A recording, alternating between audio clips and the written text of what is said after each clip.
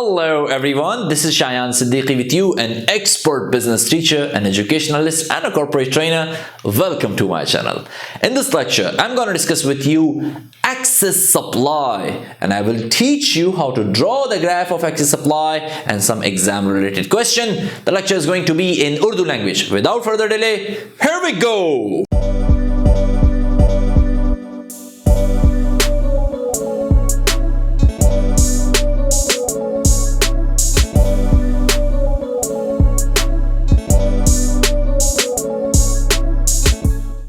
Welcome back. अपने topic की जानिब चलते हैं। Access supply.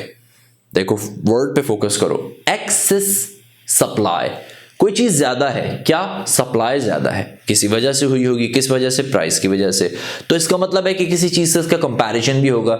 जब मैं किसी चीज से कंपेयर करके कहूंगा तो मैं कहूंगा कि यार ये सप्लाई जो है वो फला चीज से ज्यादा है। तो किस चीज से ज्यादा है? डिमांड से ज्यादा है। तो ये टॉपिक है हमारा आज का, एक्सेस सप्लाई, यानी ज्यादा सप्लाई, एक्सपेक्टेड लेवल से ज्यादा सप्लाई। मूव करते हैं। लेकिन इस टॉपिक को समझने के लिए आपको मेरी वीडियो याद है, मैंने इक्विलिब्रियम के ऊपर एक लेक्चर बनाया था।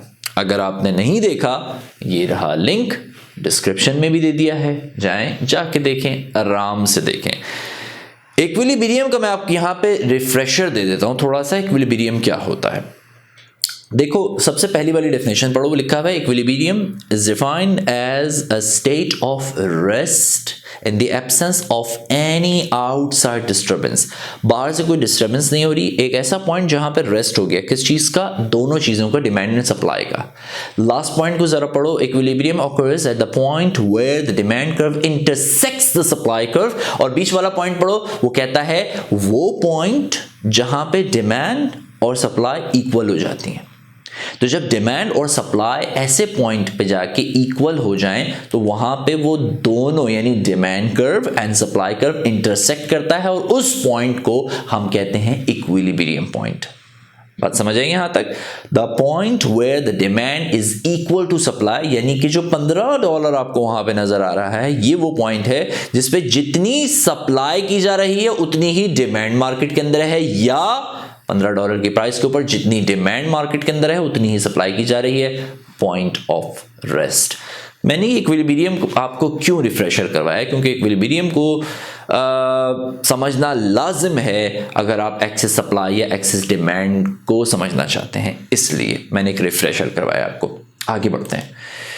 कॉफी देखी होगी आपने, कॉफी पी होगी आपने, कॉफी का सुना होगा आपने। कॉफी को जहन में ले आए अपने। Coffee okay. अब एक क्वेश्चन मैं आपसे पूछता हूं, सोचिए अगर कॉफी का जो प्रोड्यूसर है वो ये डिसाइड करता है कि यार कॉफी की प्राइस को बढ़ाया जाए, मैं कॉफी की प्राइस को इंक्रीज करना चाहता हूं। नाउ द क्वेश्चन इज कि जब कॉफी की प्राइस इंक्रीज होगी तो डिमांड एंड सप्लाई दोनों पे क्या इफेक्ट पड़ेगा? आपके पास ये सोचने के लिए समय शुरू होता है अब। 10, 9, 8, 7, 6, 5, 4, 3, 2, 1। क्वेश्चन आपसे मैंने पूछा था कि अगर कॉफी के प्रोड्यूसर ने प्राइस बढ़ा दी है तो डिमांड पे क्या इफेक्ट पड़ेगा? रिकॉल करें मेरा डिमांड का लेक्चर, देखा है? नहीं देखा? डिमांड का लेक्चर, सप्लाई का लेक्चर, दोनों की लिंक दे रहा हूं, डिस्क्रिप्शन में भी है, नहीं देखे तो जाके देख लें। जब डिमांड का लॉ हमारा क्या कह रहा है? वो ये कहता है कि whenever the price of any commodity increases, its quantity demanded decreases। और सप्लाई का लॉ कहता है whenever the price of any commodity increases, its quantity supply also increases।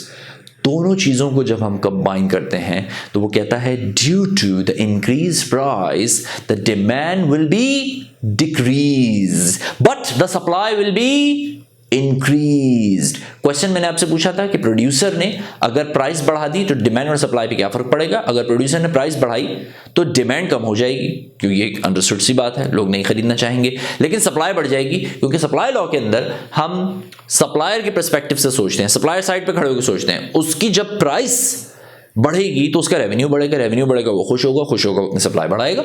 और ये एक सेट्रस पैरिबस या अंडरस्टूड कंडीशन होती है हमारे पास जब हम सप्लाई के लॉ को पढ़ते हैं कि जितनी सप्लाई की जा रही है उतनी डिमांड मार्केट के अंदर मौजूद है। लेकिन यहां पे वो सूरत हाल नहीं है, यहां पे वो सेम सेट्रस पैरिबस अप्लाई नहीं होगा। यहां पे जितनी सप्लाई की जा रही है उतनी डिमांड मार्केट के अंदर नहीं है, तो क्या होगा? ये होगा। ग्राफ कैसा लग रहा है? मुश्किल सा है ना? अच्छा, पहले तो सर शायद ने आसान आसान ग्राफ समझाया था, आहिस्ता आहिस्ता मुश्किल करते चले जा रहे हैं। इकोनॉमिक्स है ही ऐसी, जितना आगे बढ़ते चले जाओगे ग्राफ मुश्किल से मुश्किल तर होते चले जाएंगे। अच्छा, यहां पे कुछ हुआ है, एक तो आपको डिमांड कर्व नजर आ रहा है और दूसरा आपको सप्लाई कर्व नजर आ रहा है। ऊपर मैंने लिखा हुआ एक्सेस सप्लाई। अभी ये ग्राफ में ड्रॉ करना भी सिखाऊंगा आपको, परेशान मत हो। सिर्फ देखने के लिए मैंने इस ग्राफ को आपको दिखाया कि ये ग्राफ आपको अब समझ आएगा कि यहां पे एक्सेस सप्लाई कैसे हुई है। आगे बढ़ते हैं। वो कहता है excess supply is the situation which means that due to the increased price the demand will fall from the equilibrium point। Price के बढ़ने की वजह से, प्राइस के बढ़ने की वजह से, वापस आते हैं, प्राइस बढ़ी। प्राइस पहले कितनी थी? इक्विलिब्रियम प्राइस कितनी थी? $15। मैंने यहाँ पे नंबर लिए हुए हैं, मैंने नेम्स नहीं लिए, नंबर लिए, यानी मैंने उसको P1 P2 नहीं लिखा था कि आप कंफ्यूज ना हो, नंबर ले लिए। इक्विलिब्रियम प्राइस कितनी थी? $15। प्रोड्यूसर ने प्राइस को बढ़ा दिया और प्राइस को बढ़ाया तो 20 कर दी। अब क्या होगा सोचो, सप्लाई का कर्व, सप्लाई में क्या कह रहा है? वो कह रहा है क्वांटिटी सप्लाइड बढ़ जाएगी, तो क्वांटिटी सप्लाइड कहाँ मूव हुई? आपकी 20 पे आई, और आपकी क्वांटिटी डिमांड गिर गई, वो कहाँ चली गई? 5 पे चली गई। वो देखो, वो नीचे नजर आ रहा है। क्लियर हो रही है बात यहाँ पे? अच्छा, आगे बढ़ते हैं। देखो, गौर करो, fall from the equilibrium point and the supply will increase from the equilibrium point। अभी मैंने आपको समझाया the point which leads it leads to excess supply। यानी जब हमारी सप्लाई हमारी डिमांड से ज्यादा होगी प्राइस के बढ़ने की वजह से, तो एक्सेस सप्लाई की सिचुएशन पैदा हो जाएगी। इन अदर वर्ड्स, अगर मैं इसको आसान करके आपको समझाऊं, अभी ग्राफ भी समझाऊंगा मैं, the supply is more than demand due to the increase price. ये जो जुमला मैंने लिखा है ना, सेट्रस पैरिबस, ये लाजमी लिखना, सेट्रस पैरिबस। सेट्रस पैरिबस पे मैंने एक वीडियो बनाई है, बड़ी डिटेल्ड वीडियो है, अगर आपने नहीं देखी तो ये रहा लिंक, डिस्क्रिप्शन में भी दे दिया है, जाके जरा आराम से देखिएगा सेट्रस पैरिबस, क्योंकि इकोनॉमिक्स का सबसे इंपॉर्टेंट तरीन कॉन्सेप्ट है।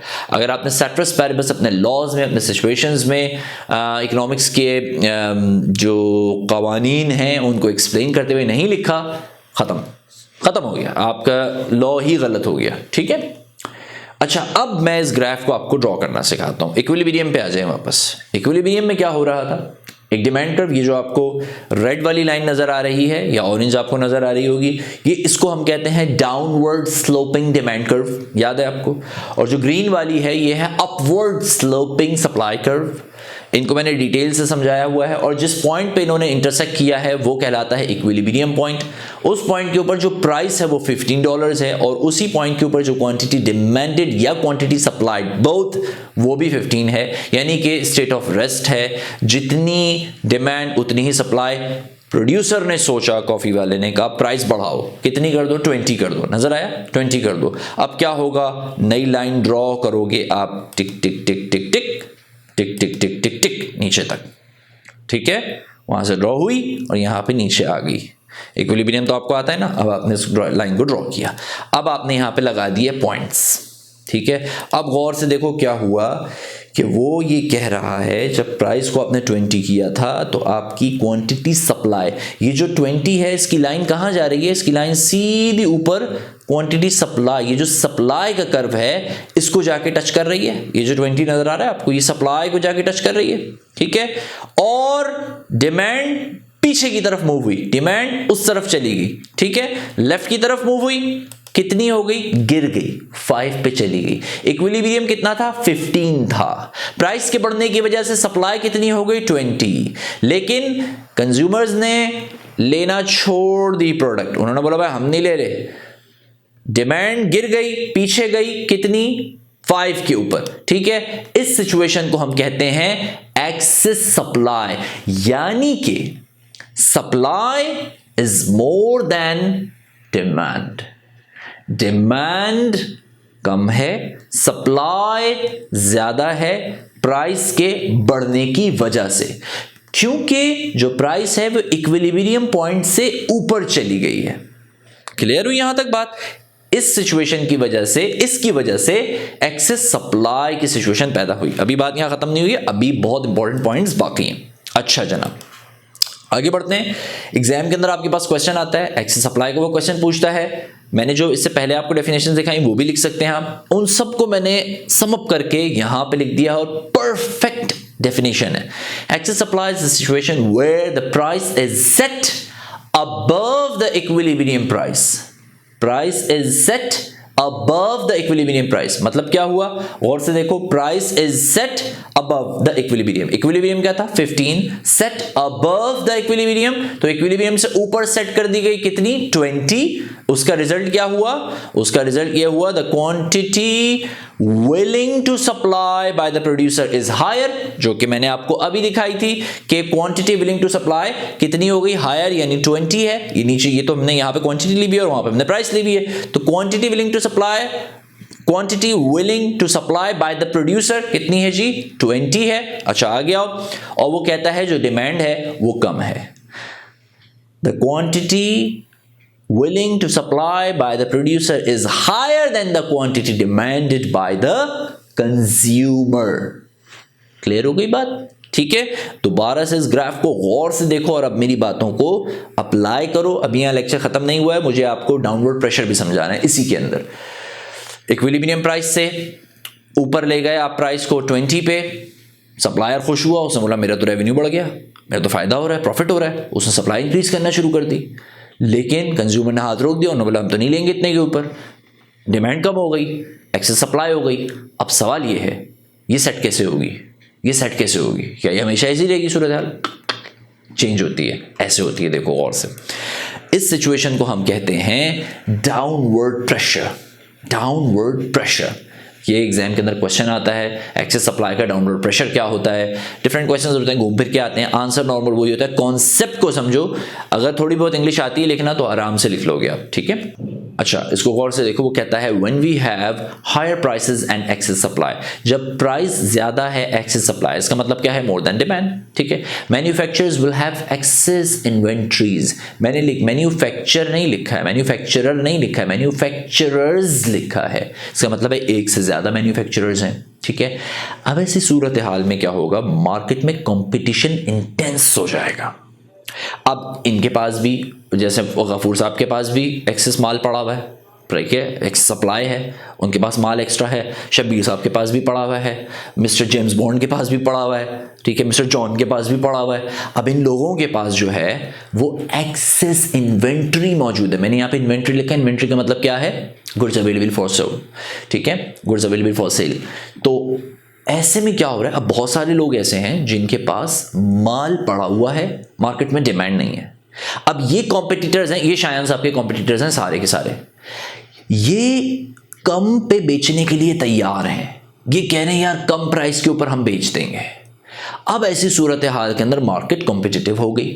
ये जो दूसरे सप्लायर्स हैं ये कम पे बेचने को तैयार हैं, इन्होंने माल की प्राइस गिरा के निकालना शुरू किया मार्केट में। जब प्राइस कम हुई वहां से कंज्यूमर्स की डिमांड बढ़ना शुरू, उन्होंने बोला प्राइस कम हो गई, चलो खरीदना शुरू करो। जब इन्होंने खरीदना शुरू किया तो कहीं ना कहीं पे आके एक पॉइंट के ऊपर सेटलमेंट हो जाएगी और ऐसी सूरत हाल कहते हैं as a result the price falls, क्योंकि इतने सारे कॉम्पिटिटर्स अवेलेबल हैं, ये लोग माल देने को बेचने को तैयार बैठे हुए हैं, ऐसी सूरत के अंदर प्राइस गिरना शुरू होगी। The consumer demand will increase until it finally settles at equilibrium price। अब यहां से प्राइस गिरना शुरू हुई, वहां से क्यों, क्योंकि माल ज्यादा अवेलेबल है, कंपटीटर्स मार्केट के अंदर है, ये रेडी हैं कम के ऊपर बेचने के लिए। तो यहां से प्राइस कम होना शुरू हुई, वहां से डिमांड बढ़ना शुरू हुई, होते होते होते एक पॉइंट ऐसा आया जहां पे सेटलमेंट हो गई। और वो सेटलमेंट ये हो गई कि इस प्राइस के ऊपर जितनी सप्लाई थी उतनी डिमांड हो गई, दोनों इक्वल हो गई, कहानी खत्म, पैसा हजम, माल बिक गया। इसे कहते हैं डाउनवर्ड प्रेशर। डाउनवर्ड प्रेशर किन की तरफ से आता है, अब इसे रीड करो, पूरी बात तुम लोगों को समझ आ जाएगी। डाउनवर्ड प्रेशर क्या होता है, when we have higher prices and excess supply, यानी more than the demand, manufacturers will have excess inventories, inventories का मतलब goods available for sale, and the competition among manufacturers will put the downward pressure on the price. Downward pressure price पे किसकी तरफ से आता है, competitors की तरफ से, जो मैन्युफैक्चरर्स हैं उनकी तरफ से आता है। As there will be some other suppliers who will be willing to supply at the lower prices, As a result, क्या होगा? The price falls. The consumer demand will increase until it finally settles at the point which is called equilibrium. Clear हो गई यहां तक बात? उम्मीद करता हूं आपको आज का ये एक्सेस सप्लाई का लेक्चर पसंद आया होगा और समझ भी आ गया होगा। अगर आपने मेरे चैनल को अब तक सब्सक्राइब नहीं किया है, बराए मेहरबानी कर दें, आपका बहुत फायदा होगा। और अगर सब्सक्राइब कर चुके हैं तो दूसरों को पहुंचा दें, उनका बहुत फायदा हो जाएगा। वीडियो देखने के लिए बहुत बहुत शुक्रिया।